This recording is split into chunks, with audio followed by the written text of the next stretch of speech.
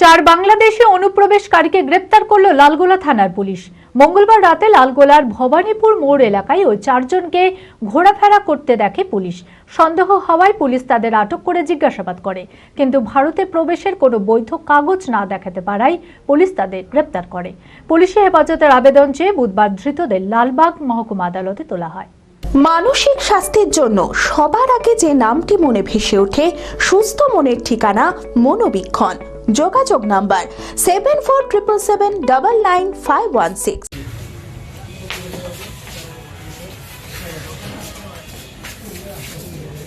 মঙ্গলবার রাতে লালগোলার ভবানীপুর মোড় এলাকায় চারজনকে ঘোরাফেরা করতে দেখে পুলিশ। সন্দেহ হওয়ায় লালগোলা থানার পুলিশ তাদের আটক করে জিজ্ঞাসাবাদ করে।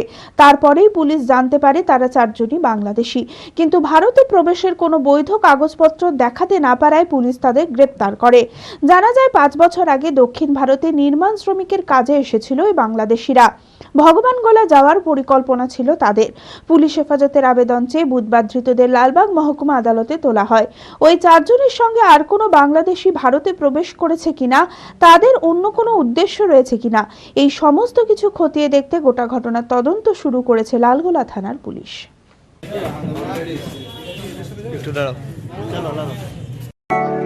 LMET International School Senior Secondary School admission going on. সন্তানদের উজ্জ্বল ভবিষ্যৎ করতে আন্তর্জাতিক মানের সুসজ্জিত পরিকাঠামো নিয়ে এলো LMET International School।